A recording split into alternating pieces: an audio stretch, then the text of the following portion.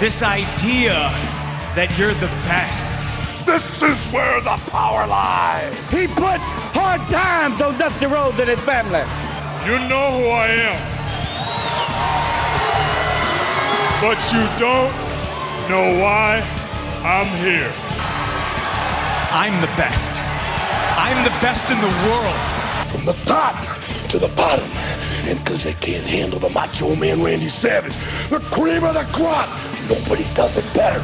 This ain't WCW. This ain't Monday Night Raw. This ain't SmackDown. This ain't even WWE. It's time to step into the squared circle and get it done.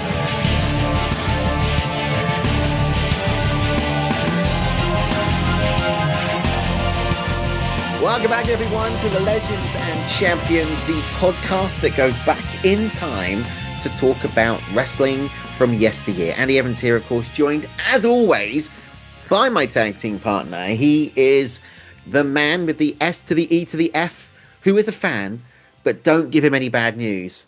Otherwise, he's Bennett. It's Stefan Bennett. Hello. Cool. Do you know what people don't realise is because obviously we always break down the fourth wall, and everyone knows we record our shows like well in advance. We haven't recorded a show in a few weeks, and nobody knows that but us. And do you know what? I've really missed you.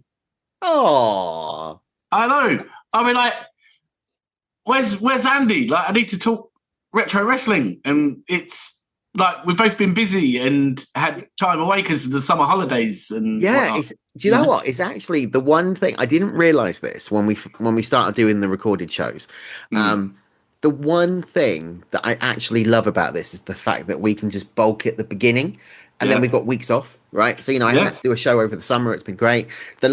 So we are recording this the day that SummerSlam 2005 drops on the podcast feed. So this is next week's show, so we're like taping 1 week ahead, but you and I are already talking about when we're going to next bulk tape, and you know, the shows that you and I have got lined up for September there are some crackers, and of course we're kicking it off in grand style today. We'll talk more about that in just a second. But Stefan, it has been a few weeks. How are you doing? What have you been up to?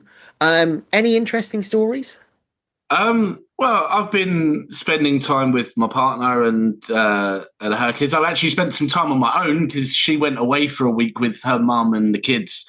They had a great time, and then the kids went to their dad's. She came and spent the week with me. She was extremely tired, so she was in and out of like between spending time with me and sleeping.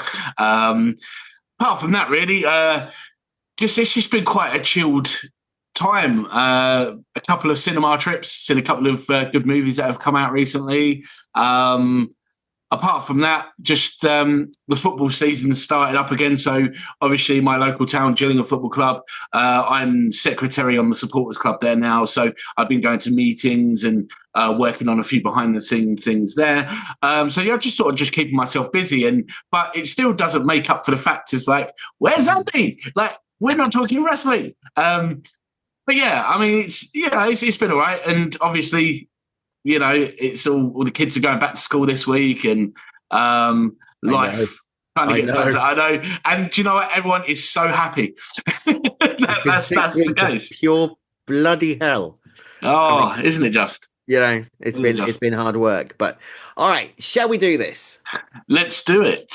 You can tell we're out of practice on this, can't you? What haven't we done? How do they get in contact with us, Stefan? Well, you head off over to the Facebook and you search for Celebrate Wrestling, and you click to join, and you must answer a few questions, otherwise, because it is required, otherwise you cannot get in. But El Capitano, or El Canadiano, as you called Mike Maguire, will let you in. Right, no, stop. Right now. So I was listening back to some of the shows that have come on the podcast feed, right? Yeah. And I heard this. You referred to him as El Grande Canadiano. I never did. That was you. You called Mike. Funny enough, no. There was one episode where you called him it, and then there was, I think, a couple of shows where it wasn't mentioned. Then I brought it up again because it was you that started it. Because I think when you mentioned it, I sort of buried my head in hands and was thinking, Mike's going to love that sort of thing. But it was you. I guarantee it was you. I thought I liked it. I thought I said El Grande Capitano. That was the first one, and then it was El Then you Grande changed it. Canadiano because of Whatever. He is the boss. But either way, he's the boss. He's the man. He is the I would say the Vince McMahon to celebrate wrestling, but Don't do probably replace. No, I was just going to say, but a much better person than Vince McMahon, and move on, and move much on, better to work for. move on, move on. And I get a voice now. I get a voice message of that from Mike and everything, where he actually starts sounding like Vince. It's just like, yeah, no, honestly. Anyway, right, before we did get fired, let's move on. Now, we're every Wednesday on the podcast feed, which you can get on Spotify, Apple, Pandora, iHeart, anywhere else. But you can also check out the other shows, which include the Alternate Commentary Table on a Saturday and the big man himself, Maguire, on Wrestling on a Sunday with Dave Meltzer. It was a great show last week, talking about the big event that took place in Toronto with the legend that was the Mouth Dan Levansky. Absolutely brilliant. I love that show anyway. So hearing, and it he'd do it, letting the sing there, having them do our format was really good. I thought it was a really different take on Maguire on wrestling, and I really enjoyed it. Right.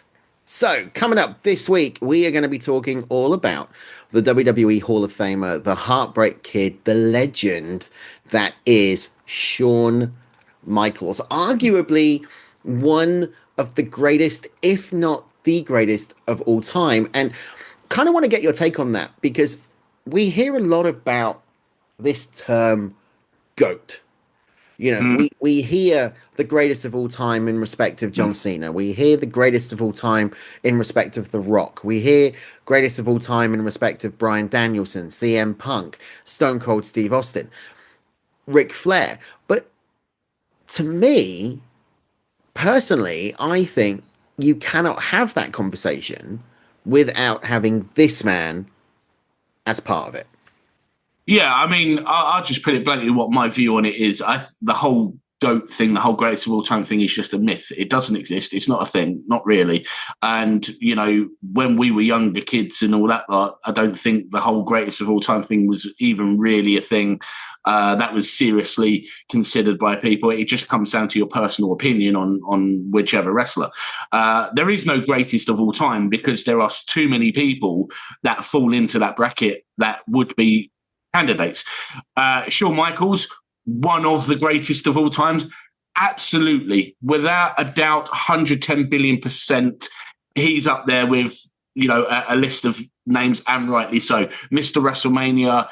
One of the things why Shawn's always been one of my favorites. I've loved this. What I loved about Shawn is it's well documented about his struggles and that he had during his career, personal demons, his relationship breakdowns with some of the people he worked with, and then obviously he turned to faith again and he rebuilt himself. It's very rare you get someone who is so controversial that upsets so many people in the hierarchy, as well as your peers and co-workers, to the point where they really dislike you and find you to be really disruptive, and still be given the opportunity to fix yourself and redeem yourself and become a better person, a better worker, a better friend, and a better performer.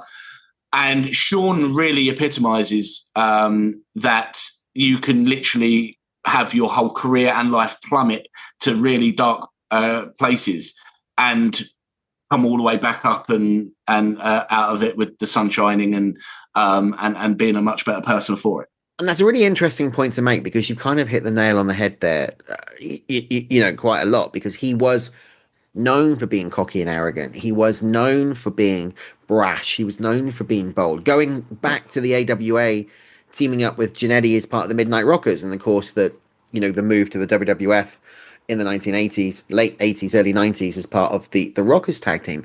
But I want to pick one point that you said there, and that was coming back as a better worker. Now, he obviously left in 1998 with the back injury. That was WrestleMania 14 against Austin, where the Austin era has begun, that legendary call by Jim Ross. He was already a super performer.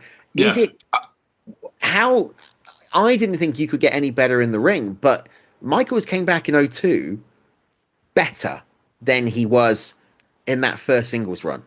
Yeah. And I put that down. I don't know. I mean, personally, it's my personal perspective on it. I put it down to where he was told he would never wrestle again because of the back injuries and that. And I think, obviously, he spent those 4 years away after WrestleMania 14. Obviously, he had his appearances as the commissioner. He had his appearances, the stuff with like the NWO and whatnot. He had those sort of like non-wrestling appearances that he did. So he's still kind of involved here and there. But I think when he come back for SummerSlam 2002, obviously going in the ring against his best friend, and again, this is what I love a lot of the stories about Shawn's career, is the fact that he went in there and Triple H really took care of him.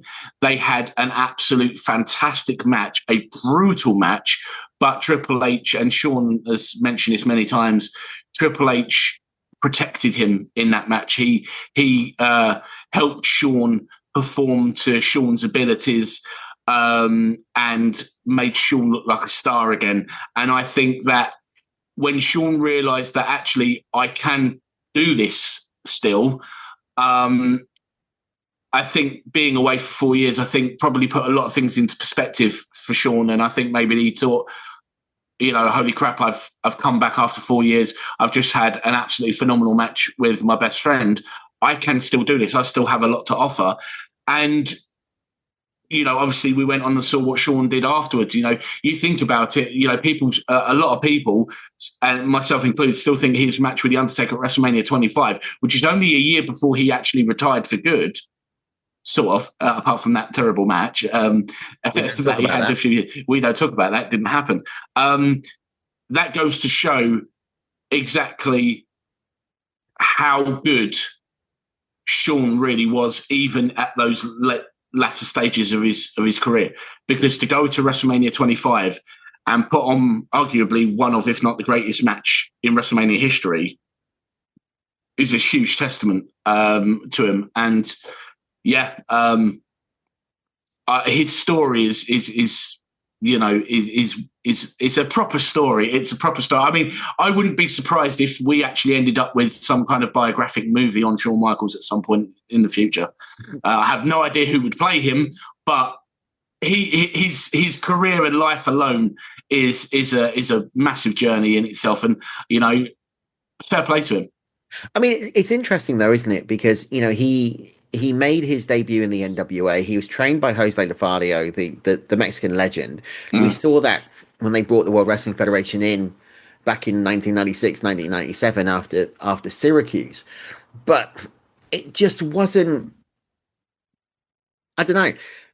He lost something, I think, when he went face in the mid-90s. I think Michaels was always better in that original run as the heel. And we've talked on this show before about that amazing relationship between him and Sherry Martel, the late great sensational Sherry. But it didn't work for him as a heel when he came back. No. I think it was easier. I mean, like I said, Shawn's issues. Shawn had a lot of arrogance and ego about him when he was younger, especially in the early 90s, mid 90s, and that we know about the whole losing his smile, needing time away. There was a lot of rumors that he was going to go to WCW, which he never did, thankfully.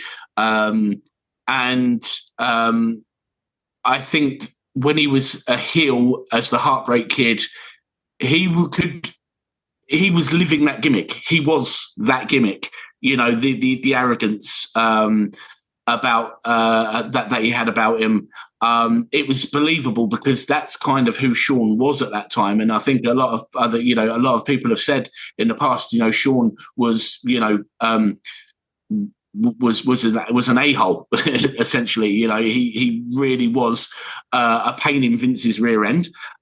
He was a rebel, and that's where obviously as we will talk about DX as we go on, but he was a degenerate. He was in my opinion, the original degenerate of WWE.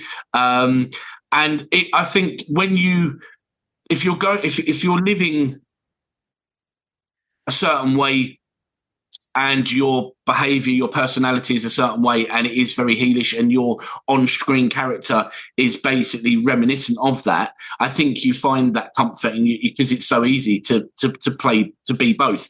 And I think when he turned face, he was still behind the scenes going through a lot of demons. He was going through a lot of trouble with, the person who he was upsetting. Triple H spoke about the times they fell out and nearly never spoke again, things like that before he went away. And I think that's kind of why he probably felt a bit uncomfortable being a face. The fans loved him regardless, but there was that awkwardness that, like, he was out of his comfort zone. And he hadn't been a face for so many years prior to that. Since the Rockers split, he hadn't been a face again before that point, since that happened. Well, he was technically a face in the 96, 97, 95, 96 era, to a degree. He was he was face going up against Bret the Hitman Hart at WrestleMania 12 in the Iron Man match. We've obviously talked about SummerSlam 95 and the ladder match with Razor Ramon. And that kind of went right the way through until 1998, because in 1998, 1997, 1998. 97, 98 is really when we kind of saw this next evolution of Shawn Michaels. Yeah. And this goes back to this degenerate that you were talking about, because at this point he went, screw the rules, I'm Shawn Michaels. The Attitude Era was beginning to come in. They wanted to go more edgier. They were having their asses kicked in the Monday Night Wars by WCW. And they launched DX, where he reunited with Triple H and with China. And China, I think, with this whole DX thing, doesn't get the respect that she deserves for what she brought to that stable. Yeah, because 100%. Yeah, and I mean, you can throw Rick Rude into that at the very early days of DX as well. That was always a weird one, wasn't it? It was a very weird one. Yeah. Yeah, I mean, that's the thing. When people, a lot of people forget when they talk about the original members of DX, Rick Rude very seldomly ever gets mentioned. And it's like, well, he was actually one of the original members of DX. He wasn't there for very long, but he was. But that's the thing as well. I think it kind of, when we talk about when stars align, everything kind of falls into place and everything sort of matches up, just, the right place, right time sort of thing. I think with the way WCW was going to that more edgier content with the NWO, etc., which basically in retaliation gave birth to the Attitude Era in the WWE, I think that timing was right, because it allowed Shawn, who was already, being a bit of a hellraiser behind the scenes as well as, on screen, it gave him the perfect platform to say, all right, we're going to take this up another notch. I've got my buddy Triple H here, who a lot of people, we didn't see that side of Triple H until obviously him and Shawn aligned.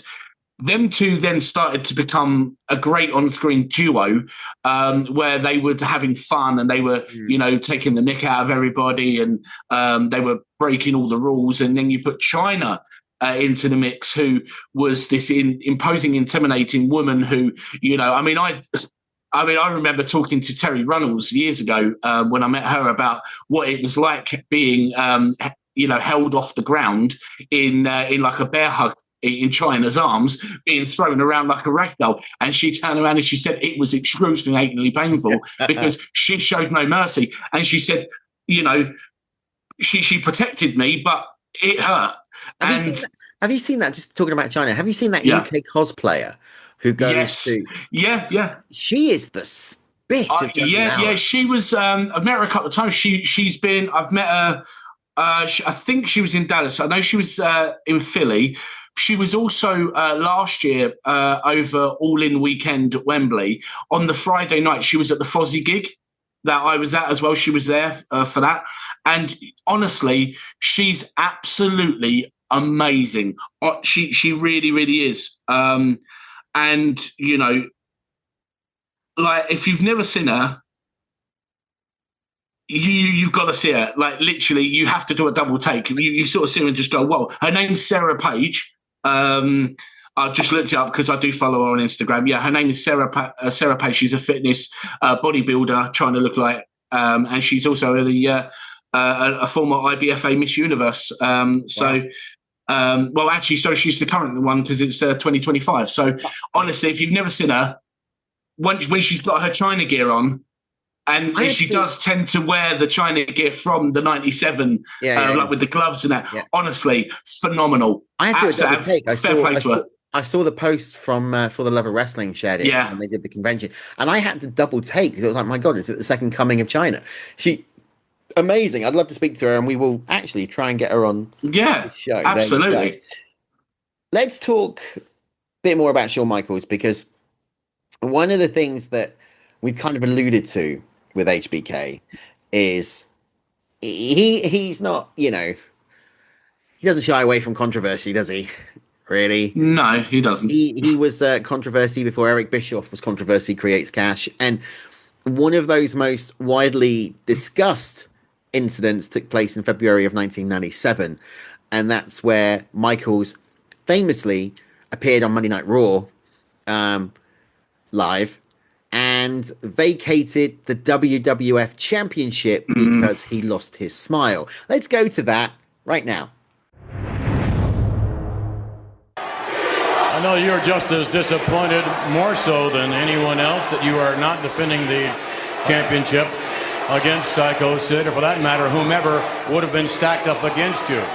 And no one has taken on more challengers. No one in the history who's ever won this championship belt has ever had the schedule, has ever had to endure the kind of schedule that you have so readily taken upon yourself.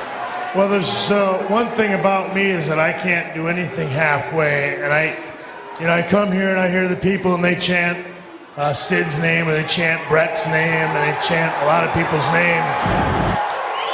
And one thing is for sure, you're going to have all of that in the future. And that's what I want for the World Wrestling Federation fans. In spite of what people may think about me, what I've always wanted for all these people is for them to have a good time and to enjoy themselves. I've always tried to be the one to provide it, whether it was on the good side or the bad side. But what was always most important to me was the performance. So that these people, each time they reached in their pocket and they paid to get a ticket, they didn't regret it, because they knew that if they saw my name on the card, they could yell, they could come and they could cheer and they could boo and they could do whatever they wanted, as long as they had a good time. Over the last couple months, there's been a lot of talk of people having bad attitudes and a lot revolving around this belt. All I know today is that one thing that's not going to revolve around this belt for a long time is going to be Shawn Michaels. I don't know where I'm at right now. I have to have everything checked. I may be beyond reconstructive knee surgery. I may or may not be able to fix it. But if I can't come back and perform at the level that I performed at before, I can't perform. I can't come out here and just go half-ass. I have to come out here and I have to romp and stomp, and I have to get tossed around, I have to toss people around, and I have to have fun. The schedule over the last year I took on because I didn't feel like I could say no. I wanted to do everything. I wanted to enjoy my life as a champion. I wanted to ride in Lear jets, and I wanted to ride in limousines, and I wanted to be on TV shows, and I wanted to do autograph sessions, and I got to do every bit of that. And if nothing else, I have all of that to take with me. But again, and I know right now we're in the middle of a time where toughness is real big here in the World Wrestling Federation. And unfortunately, all I've got right now for you is a lot of sorrow, a lot of tears, and a lot of emotion. I don't have any toughness for anybody. So I guess, here you go. Here's your belt. And what I'm going to do is go back home and see what's left for me, whether it be in this ring, whether it be out of this ring. I know that over the last several months, I've lost a lot of things, and one of them has been my smile. And I know it doesn't mean a whole lot to everybody else, but it means a lot to me. So I have to go back and fix myself and take care of myself. And I have to go back and I have to find my smile, because somewhere along the line, I lost it. And I don't care, really. I don't care if it's unpopular. I don't care if people want to make fun of me because I'm an emotional guy. Now, the lost my smile speech. People took the mickey out of Michaels for a very long time because of this. And a lot of people were saying it's because he didn't want to drop the belt to the Hitman at WrestleMania 13 that year.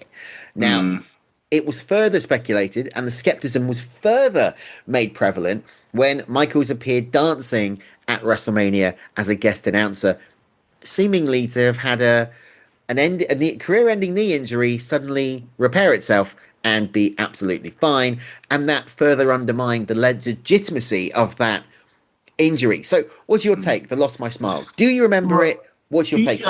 Yeah, I remember it. Him there with his black eye in the middle of Monday Night Raw. Yeah, I remember. Obviously, growing up, having a different perspective and hearing, as you just alluded to, the different opinions everyone's had.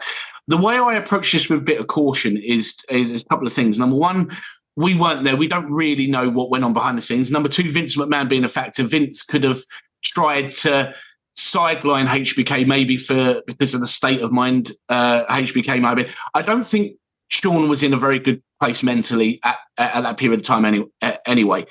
Maybe it was Vince's way of maybe protecting him and the product as well as the championship. If it was down because he didn't want to drop the title to Bret Hart, a little bit of shame on Shawn for that, because, the way I see it is he's not like Randy Orton being asked to drop the title to Jinder Mahal, is it? He's being asked. Nothing wrong with Jinder Mahal, by the way. No, nothing wrong with it. In fact, if anything, I actually thought Jinder was a lot better than what WWE used to really portray him. On the indie scene, he's flying. He's doing absolutely phenomenal. Yeah, absolutely. And I actually think it was a shame that Jinder really didn't come back as a main eventer after his title run, because the guy can wrestle. Yeah. It's Bret Hart. Now, I know there's a big storied history between the two of them from a personal standpoint. I know Bret and Shawn have both said they were relatively good friends for a while. Then it was that whole treading on toes and then not wanting to put each other over, that whole thing. And I get that. It's a business. They're both in the business at a time where you kind of have to look after yourself and your family. Everyone wants that top spot. They know what it means. It's very different nowadays how it's all run. But if you're being asked to drop the title to Bret Hart, I don't see anything wrong with that. Maybe it was partly down to the person who Shawn was at the time because of his demons and his personal issues. He was very bitter, very rebellious, as we've already spoken about. So I don't know if we'll ever know the full truth. I think maybe there's a little bit of truth in all of that. Obviously, it was clear and obvious he didn't have a career-ending knee injury. That might have been what I call a Vince McMahonism, where he's kind of, we'll throw that in because, we this happens all the time and people forget about it and all that sort of thing. But no, Vince, we don't forget about it. Not when you can go back and watch it on Monday Night Raw Vault on Netflix. Exactly. But what I will say as well, we've given credit to Sensational Sherry on how she sort of helped elevate Shawn in that early stage of his first heel run as Heartbreak Kid.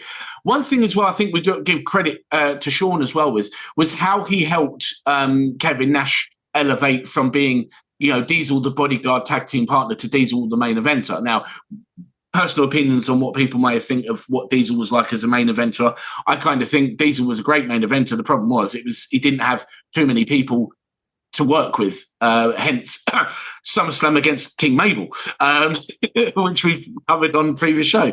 Yeah, I don't want to talk about that. No, we don't want to talk about that. But I love the relationship between Diesel and Shawn over the years.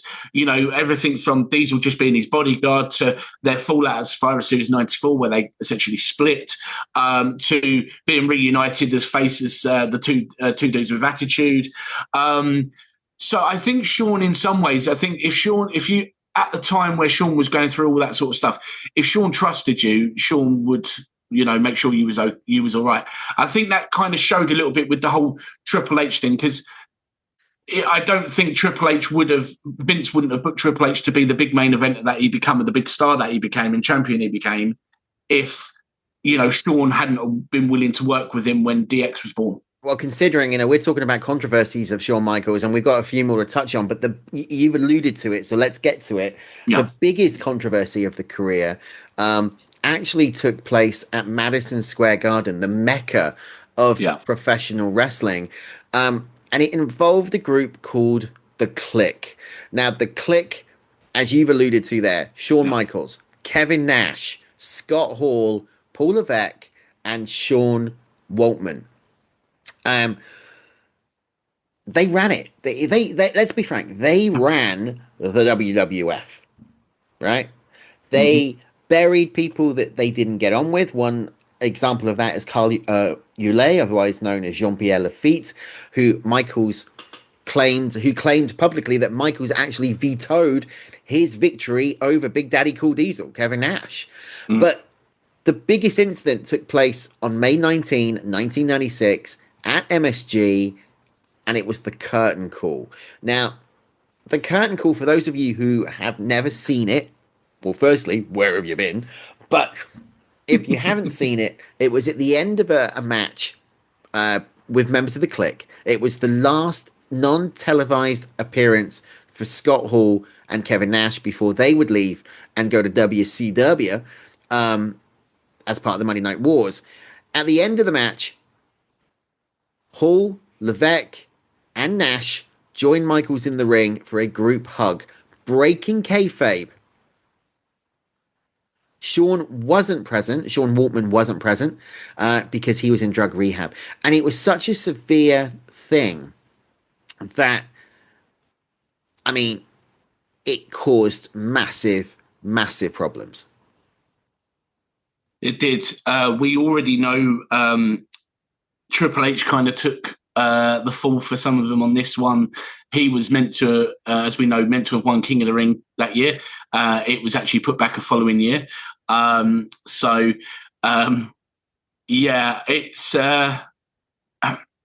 that was a shame because we know who did win King of the Ring that year, and but again, we don't talk about that.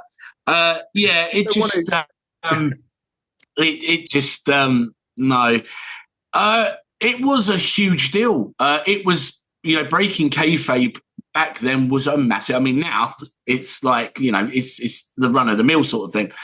But back then it was a huge deal. And I know that all of those guys involved, the Clique, they peed off a lot of people, a lot of legends as well. A lot of their peers were not happy with them over that, but it happened. And it's become a synonymous thing now. And, I have sometimes wondered what would have happened with the Clique, etc. If it hadn't have happened. What do you think would have happened if it hadn't have happened? I genuinely don't know. I'm so, because obviously it's been so long, and because we're so used to the fact that it has happened and everything that's happened to all of them since. I can't imagine what would have happened if that had never been the thing. Triple H would have been King of the Ring in '95, but would have been King of the Ring at the next one if that had been the case. Triple H has alluded to it about how the punishment was unfair. He did that in that sit-down interview with Jim Ross on Monday Night Raw.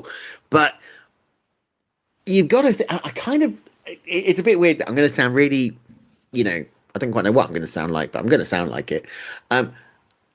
It kind of feels like everything happens for a reason, right? Yeah. So the curtain call happened, right? Michaels was the biggest main eventer. Michaels was not going to get touched. Hall and Nash went to WCW. They weren't going to get touched. Levesque got hurt. But actually, yeah, Levesque weren't ready at that point. No. 1 year later, not only had Levesque earned the respect of the backstage and the performers back for taking the punishment like a man and not bitching about it or complaining about it, doing the jobs, coming into work, doing it, he then became really one of the faces of the World Wrestling Federation during the Attitude Era and Belong. And now look at CCO. If that hadn't happened, there's argument to say the what if argument is you wouldn't have had that.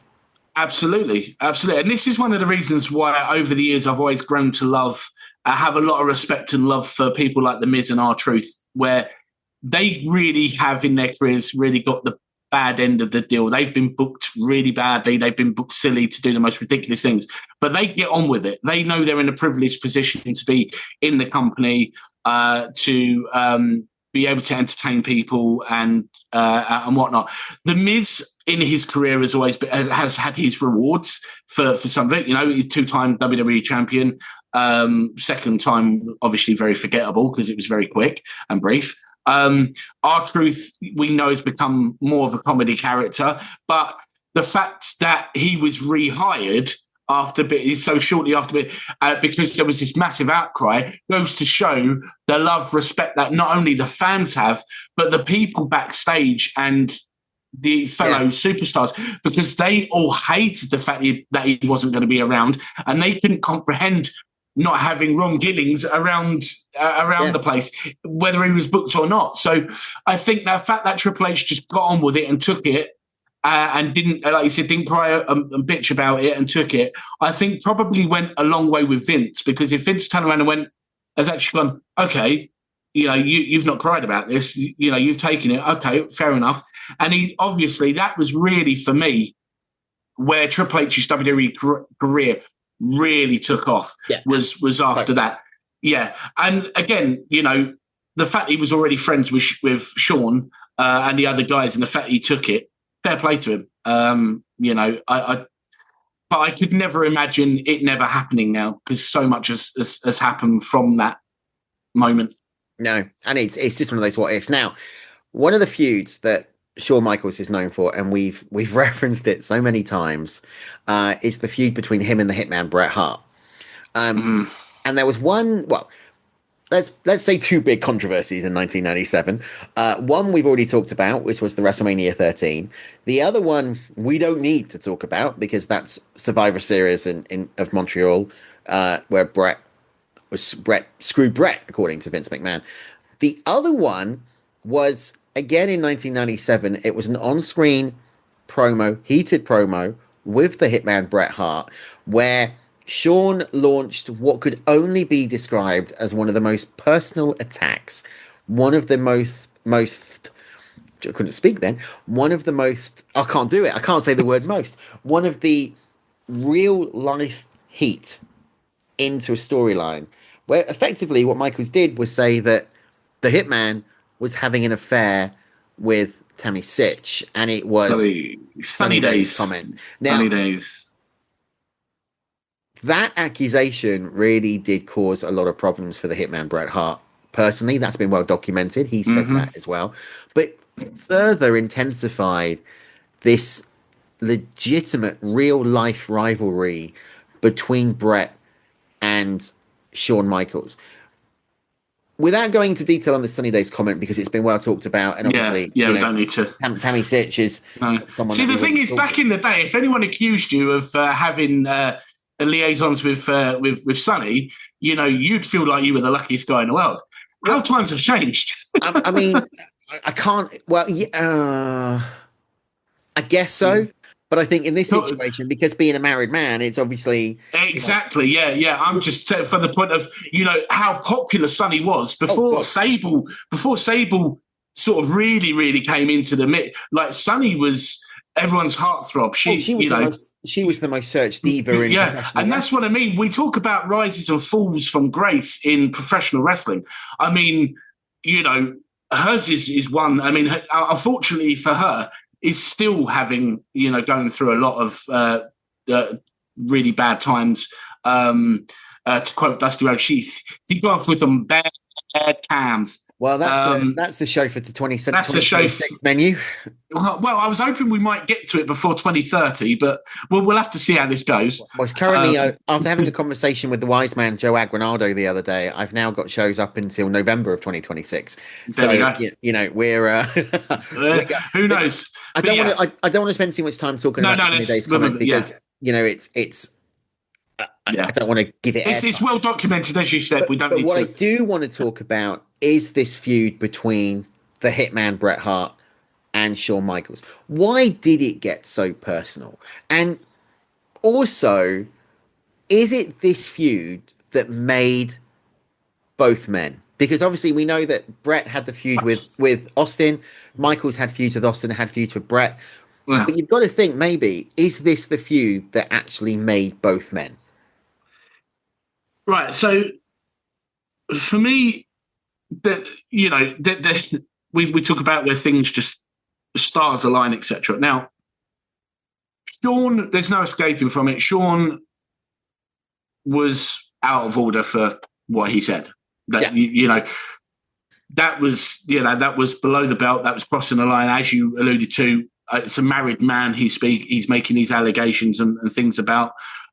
It should never have got to that far. I think it got to a point where their career paths were so in line with each other and in sync with each other almost that it got to that point where it was, as I said at that time, where being top spot meant a lot for your pay packet, your positioning, and you're looking after your family and loved ones and whatnot.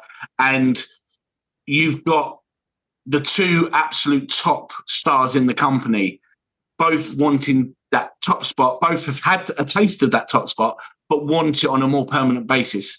And I think, obviously, Shawn, as we know, was not a good person at that time to a lot of people. Obviously, it was going through the things he was going through, and obviously didn't have a filter. And I think he got to a point where it came out. It just came out, and that is what, it's lighting that spark, isn't it? It's lighting that firework. And Bret had every reason to feel aggrieved by that and to take that extremely personally. Absolutely. Every man or woman should feel aggrieved by what Shawn said if it had been aimed at their personal life. But they brought the best out of each other. The hatred and that for the two at the time, it brought the best out of each other. So as fans, we benefited from all of that, as we do as wrestling fans. Wrestling fans usually always benefit from these sort of things. Yeah. But it shouldn't have been said. But it obviously accumulated because a lot is on the line. And obviously, I think more outside the box than just looking at the Sunny Days comment, because I think that, there's a lot more to that. We obviously know that they had a match back in 1992 at Survivor Series, which was World Championship versus Intercontinental Championship, the ladder match. We know that these two legitimately didn't get on, and we know that it all culminated at Survivor Series 97 in Montreal. My question to you is, forget the Sunny Days comment. You've already said they brought out the best of each other when they were in the ring. They've had 5-star matches. They've had stellar matches. Yeah. Michaels is known as Mr. WrestleMania. He's known as the showstopper. But without those two having that feud, having that rivalry, setting the wrestling world alight, would either of them be known for anything else? I think on their own, absolutely. I think they still would have. But I think because the thing is, they work so well together. So you find a partner where, I mean, you can look at it like almost like in dance, isn't it? I mean, I know a lot of people say wrestling is kind of a dance. It's like you can dance well with almost any partner within reason, but sometimes you find that one partner and everything just goes the way it's meant to. Outside the ring, it's far from smooth. Inside the ring, it's poetry. And that's the thing I found with Bret and Shawn, was they just worked so well together. Now, obviously, we've had this conversation before. I know you said, Bret went to WCW too late. Yeah.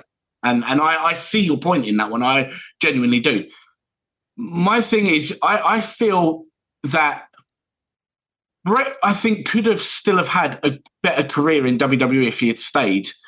If I know there were things, a lot's been said and whatnot. If he had stayed and probably had stayed a heel, because I still think some of the best work Bret did, where you really saw just how good Bret Hart was, not just as an in-ring performer. I mean, that was without question anyway. We already knew and that. But a lot of people said he was dull on the mic. He wasn't very good on the mic and that. And then I always say to him, watch his heel run in 97 up until when he leaves.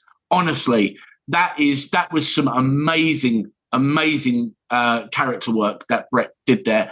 And I feel that I'm not saying ditch the pink and black or anything like that, but I do think that maybe if he had changed like his attire, if he'd stayed in, kind of what Hogan did with the NWO, he ditched for the first little while before he ended up with the black and white tights, he was wrestling in black jeans and things like that and become a little bit more rugged.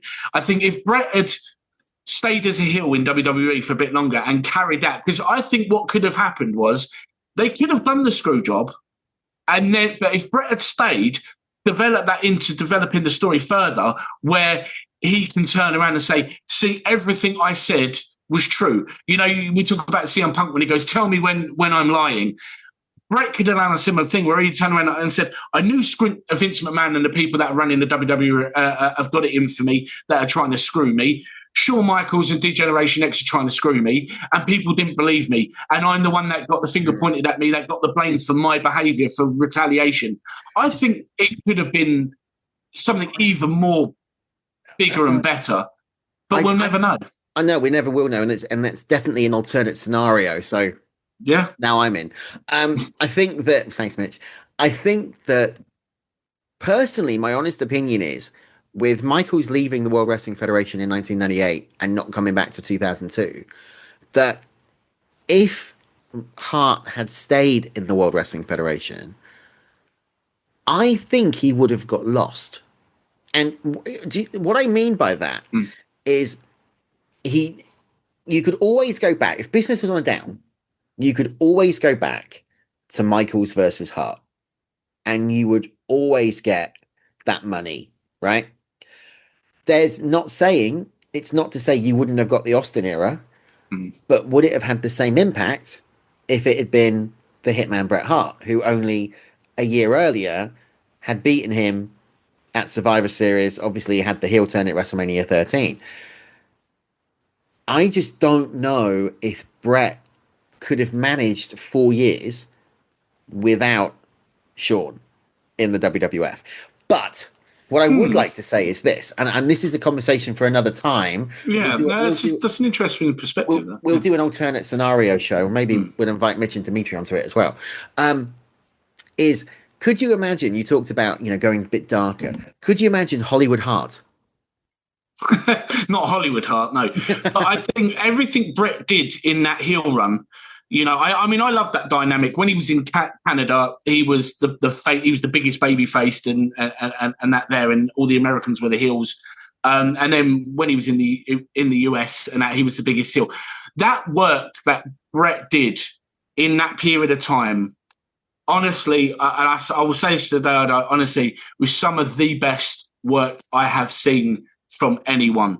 Like, in terms of making what you are, the story you are telling, and the gimmick you are putting across to everyone, believable. Yeah. Honestly, there was so much. I think there was probably a lot of personal, real built-up aggression and frustration in Brett at that point that he vented in his character at the time, and rightly so. It's an interesting perspective that you have with would he have succeeded if Shawn had been away for the 4 years? That we'll never know. But devil's advocate again. Obviously, we know Shawn's retirement match was against Undertaker at WrestleMania 26. Now, I always said that there was only 3 wrestlers that I feel Shawn could have had his retirement match with: Undertaker, who he did; Triple H, obviously, because he was his best friend; and Shawn Michaels. Now, if Shawn hadn't have gone to WCW, if Shawn had still been around and in good shape, because we know Brett's shape obviously changed after what happened to him, which ended his career. If Brett had never retired, obviously we don't know how long he would have continued wrestling for. But there's something that gives me goosebumps in the thought of Brett and Shawn both being at the end of their careers, both realising it's time to hang up the boots. If they had turned around and said, one last time, me and you, WrestleMania, loser is done. Sting Flair, last Nitro. Yeah, this is what I mean. Or if they both had already said they were going to retire, and if they'd already announced and said, right, after WrestleMania, I'm done. I'm walking away. I'm hanging up my boots. If Brett and Shawn have both said the same thing and actually turned around and said, we've done this dance many, many times.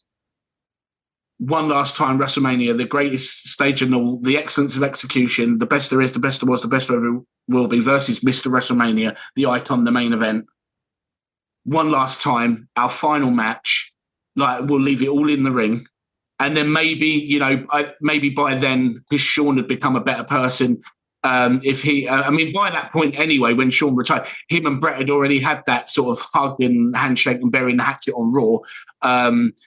If they had actually been like, okay, we'll do this one last time. It kind of reminds me of a moment in The Dark Knight, Christopher Nolan's The Dark Knight, between Batman and Joker, when Joker says, you just couldn't let me go, could you? No, I think you and I are destined to do this forever, this thing.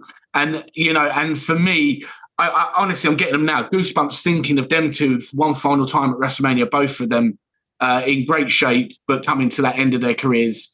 I just think there's just something magical about that idea, but we never got it. And it's unfortunate. It's unfortunate. Right, we're going to go to a quick commercial break. When we come back, we're going to be talking more about Shawn Michaels and his role now in NXT. We'll be back after this. I tell you what, why don't you two degenerates come down here right now and step in the ring with me right now? Either one of you, I don't care. Either one of you right here, right now. What? Is he challenging me? Is challenging us? Is he challenging us? That's it. Right now, regularly, I would take him up on this challenge. But you know what I'm not gonna? I'll tell you what. Because the last time I took him up on the challenge was WrestleMania, and I beat his ass for that stupid piece of tin he's got on his shoulder. And at Survivor Series, I'm going to take that stupid piece of tin you got on your shoulders once again. I've beaten you, I've beaten your brother, I've beaten both your brother-in-laws, and I'll beat up your whole family if you get in my face one more time. And as far as I'm concerned, Bret Hart, you want a piece of me, huh? You want a piece of me? Come on! I'll take you on, Hitman! I'll give you the worst beat of your life! Hey, wait a second. I did that last week. I already did that last week, Hitman. So never mind. I don't need to do it twice. I already did it. I'll tell you what, I've had so many shots to my head, I almost forgot how bad we beat him up last week. Oh, Hitman, I got news for you. Sometime during this show, we are going to cross paths. And you talk about us being degenerates. You know what? I'm tired of Generation X getting a bad rap. You think you're a degenerate? What? You think you're a degenerate? Well, I'm positive I'm one. I guess I'd have to be one. Wait, you know what? Generation X always gets a bad rap. Everybody calls me degenerates. Degeneration X, is that us? Degeneration X, Triple H, HBK, China, Ravishing Rick. We are Degeneration X. You make your rules, and we will break them. Yeah. You guys aren't going to make it to the Survivor Series. You won't make it that far. All right, we are back with more legends and champions talking all about Shawn Michaels. What a career this superstar has had, and what a show we've had so far, talking all about the controversies and the moments. We finished up that section there talking about, what would have happened if Brett hadn't gone to WCW or Michaels hadn't have retired. I want to take that one step further if I can, because obviously Michaels did retire after 1998 and he did come back in 2002. He did have, as we've already alluded to, some great matches with the likes of Triple H, The Undertaker, Chris Jericho, Hulk Hogan at SummerSlam 2005 as well. But the one thing that we can sit here and we could spend hours breaking these matches down and breaking down Shawn Michaels as a performer. But I think the one thing that I'd like to talk about now as we begin to come to the end of this journey is Michaels' retribution. And you've alluded to it really beautifully earlier on in the show about, Michaels wasn't liked. Nobody liked him. He wasn't liked backstage. He was a git to a lot of people, and he's admitted that himself. The 2002 return was a new era for Shawn Michaels. It was a retribution. He obviously found religion, very much about that. There were some controversial moments with the whole McMahonism and the feud between DX and Vince and Shane that a lot of people didn't like. I enjoyed it. It was fun. I'm not religious, but I can understand why people didn't like it. The Vince McMahon versus God thing was ridiculous. That was just stupid. But the DX versus Vince, Shane, and the Spirit Squad in sort of like 2006 sort of time was just fun. They had like that segment where Triple H and Shawn are dressed up as Vince and Shane in the ring, and they're mimicking that is some of the funniest TV. I've seen. That was absolutely brilliant. But again, it goes to show how versatile both of those performers were, because you never really thought Shawn be that comedic. That's the thing I always loved, was how in those skits that they used to do with Triple H and Shawn, where Triple H would always refer to Shawn as being, we know you're a God guy now. We know you're religious again. We know this. He'd always turn around, or he would cover Shawn's eye and go, like as if to say, yeah, you can't watch this because this is, this goes against your religion sort of thing. The way they would use Shawn's retribution as becoming a man of faith again in some of those comedy sticks was absolutely brilliant. I mean, the sweet chin music in people that were off camera, like where it was suggested that he sweet chin music, that kid, that young girl in the cafeteria thing when we had Chef Shawn and things like that. Honestly, that's what I loved, was it got to that point where there was that period of time where it was DX's last ride together, where they just had fun with it. And, and then it got a little bit more serious again for Shawn because we was getting to the final, months leading up to the end of his career. But I mean, I just want to allude to quickly before we move on to this NXT thing. The thing Shawn has, the other thing Shawn has contributed to, we had the whole Commissioner Shawn thing, which was what it was. I want to go back to as well in '97 when before DX started. Do you remember when Shawn and Steve Austin won the tag titles? From Bulldog and Owen, I think it was, wasn't it? And it was also where they had this thing, and we were thinking, oh my God, like Shawn and Austin are tag champs. And then there was that whole big, it was the original, I'm the tag team champion. No, I'm the between Daniel Bryan and Kane. It was like the original, they were like the originators of that. Yeah. And then obviously Shawn couldn't wrestle, so Austin needed to defend the tag title. So that's when we had the birth of Dude Love. That was brought into that. So without that, we might not have got Dude Love at that point as well. Also, we talked about with Shawn, the very first Hell in a Cell match with Undertaker at Bad Blood, debut of Kane. That when I went to a Shawn Q&A, I asked him about that. It was on the live mic in the crowd. I asked him what was going through his mind, knowing that this was the match they were going to do. It was going to be in the WWE, the very first Hell in a Cell match they were going to do. Going in against Undertaker, seeing how brutal it was for Shawn, because let's face it, it was a very one-sided match for the most part. Shawn got absolutely obliterated in that match. And he turned around and he said, obviously, he said, we knew the concept had been used outside the WWE, and we thought, okay, so we're going to have a large cage and we're going to put a roof on it. Okay, I'm going against Taker.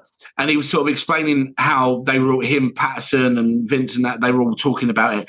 And he said, this match is going to go on for about sort of like 40 to 45 minutes roughly with, ring walks, like the entrances and all that included.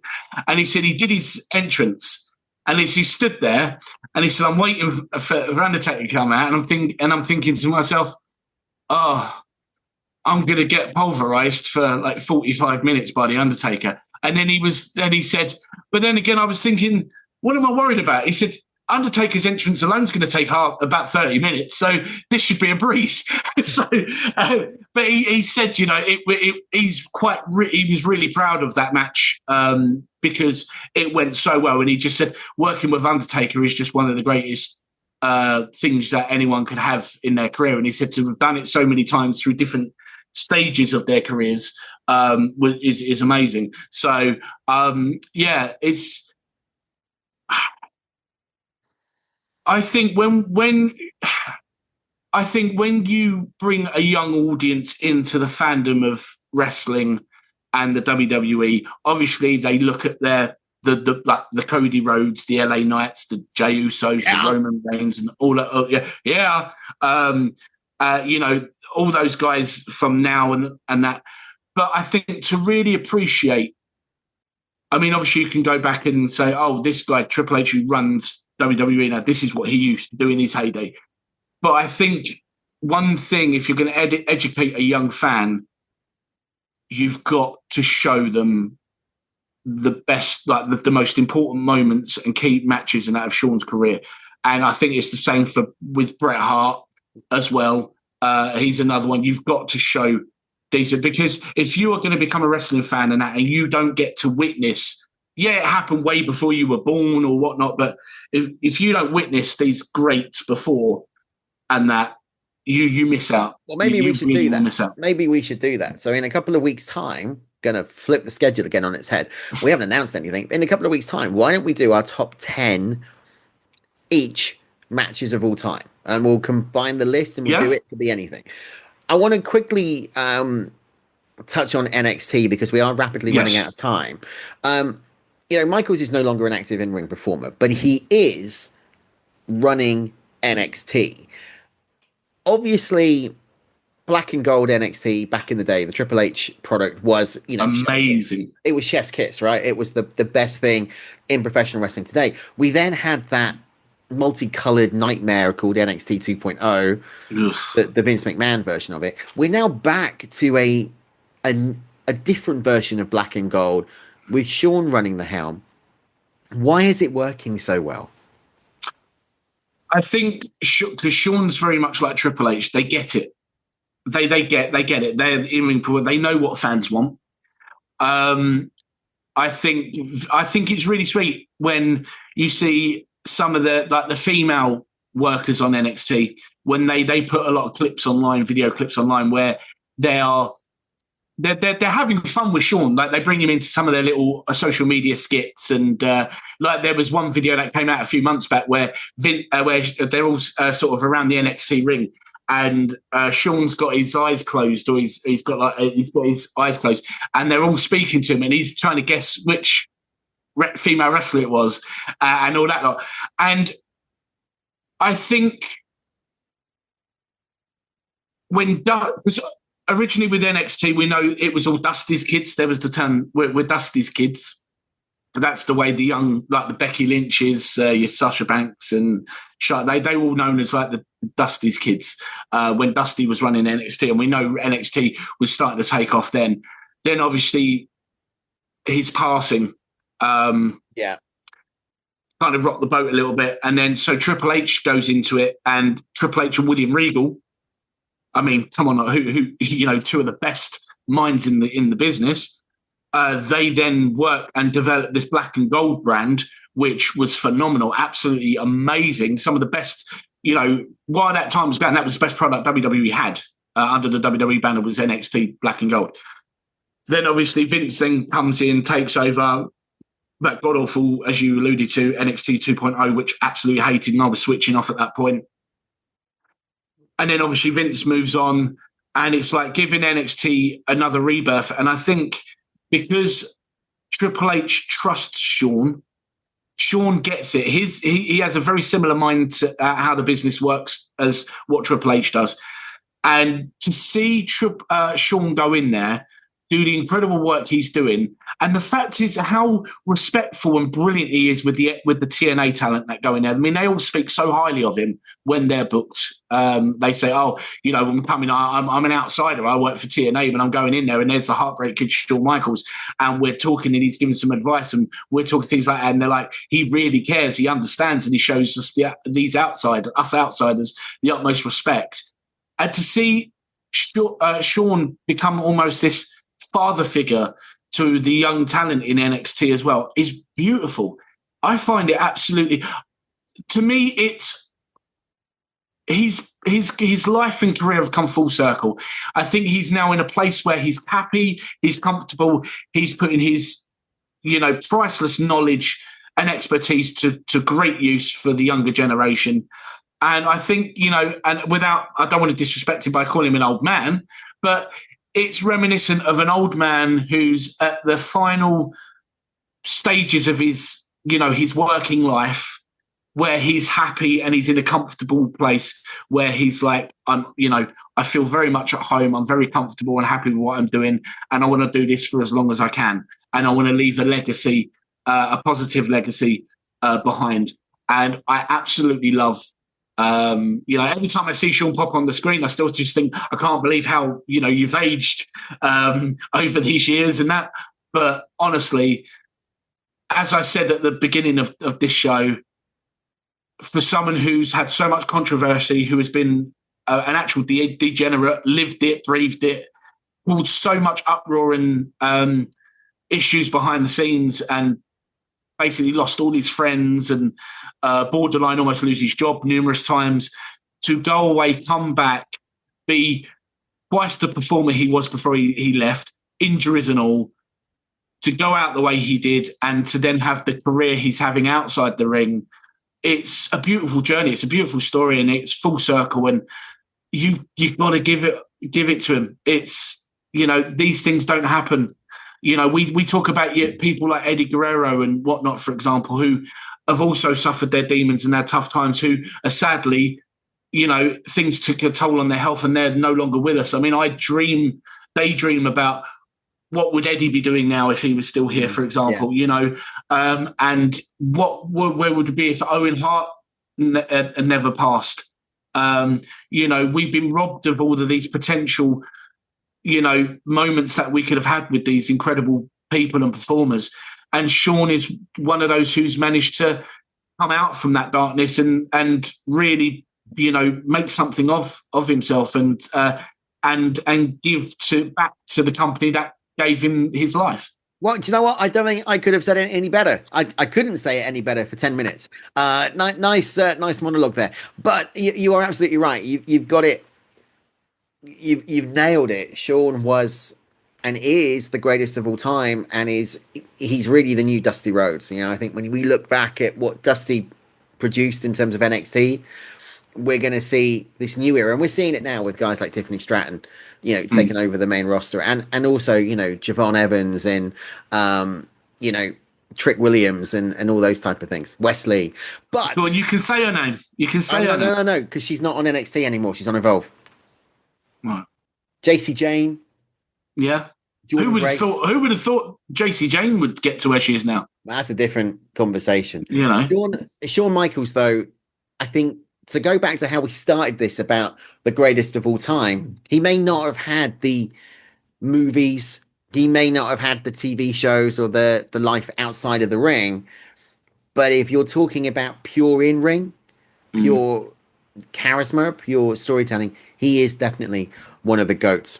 Bearing in mind, Royal Rumble 97, he wrestled Psycho Sid, while he had the flu.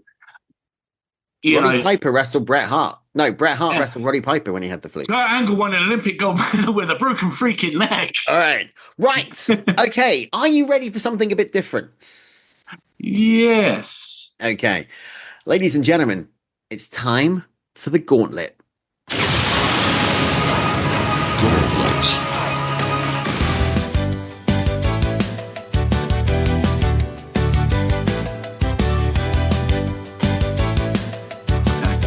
Right. Now, it was a pause there because, I have to put some music into this, I feel like I'm on Gladiators now. I would be. Right. I'm going to ask you a series of trivia questions. Now, the Gauntlet, let's explain what the Gauntlet is. The Gauntlet is a new game show that I'm bringing in to Legends. And I've challenged Stefan. He doesn't know anything about it. He didn't know we were even doing it until about a second ago. And if you could see his face, he's like, oh, bugger. I have challenged all of the hosts of Legends, and I'm opening it up to you as well. So, Stefan, I'm going to give you 60 seconds on the clock. Each correct answer you give is worth 2 points. Where will you be at the top of the gauntlet? Your 60 seconds starts now. What was the name of the stable that included Sting, Lex Luger, and the Steiner brothers in the early 90s?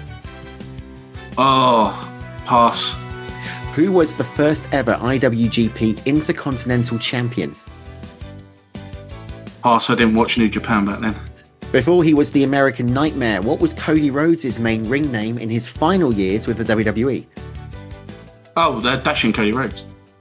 Oh, Stardust. Stardust, isn't it? Yeah, sorry. Yeah. That one. Yeah, Stardust. What was the name of the wrestling company that was the direct precursor to ECW? Eastern Championship Wrestling? Yep. What was the name of the referee who famously counted the pinfall at the Montreal Screwjob? El Hubner. In which year did the first ever Money in the Bank ladder match take place? 2005? Yep. What was the name of the... I've started, so I'll finish. What was the name of the faction consisting of CM Punk, Luke Gallows, and Serena Deeb? Straight Edge Society. All right, so you got 5 questions right, which means you get 10 points on the gauntlet. The answers that you missed, the name of the stable was the Superpowers. Yeah. The first ever IWGP Intercontinental Champion was Montel Vontavious Porter, otherwise MVP. Yeah, MVP. Yeah. I didn't watch. I didn't watch. I watched New Japan like many years ago, like early 90s. Then I didn't watch it for many years. Probably I didn't start watching any IGP again until probably around about 2011, 2012. Well, there you go. Currently, you're at the top of the gauntlet. You're at the top of the table with 10 points. Woo! But can anybody else top you? And where are they going to be on the gauntlet? The challenge is set. Mike Maguire, Mitch, Dimitri, Joe Aguinaldo, I challenge you to take on the gauntlet. I've got to work out music for this. Can you feel the power of the gladiator? Sorry. Yeah. We're also opening it up to all you guys. If you would like to be involved and play the gauntlet, you could have a call with me and we will put you on the show and you can answer questions. All you need to do is drop me a line at Celebrate Wrestling on Facebook. We'll put a post up on the group. If you want to say, yes, I want to take part, then we'll do that. There are no prizes. So when are you doing it? So when are you running the gauntlet? I'll run the gauntlet whenever you want. Yeah. I'll tell you what, next show, you can run the gauntlet. I'll run. We want to get you on the board as well. I'll run the gauntlet next show. Yeah, next show. I'll get my questions. That's it for us. We'll be back next week with more of Legends and Champions. Not going to tell you what we're talking about because, quite honestly, I can't remember. I know. And it will most likely change by the time we get to that. Probably. That's it for us. We'll be back next week with more Legends. Until then, for Stefan, say goodbye. Goodbye. I will see you next week. I see you at the matches. So long, farewell, auf Wiedersehen. Bye-bye now.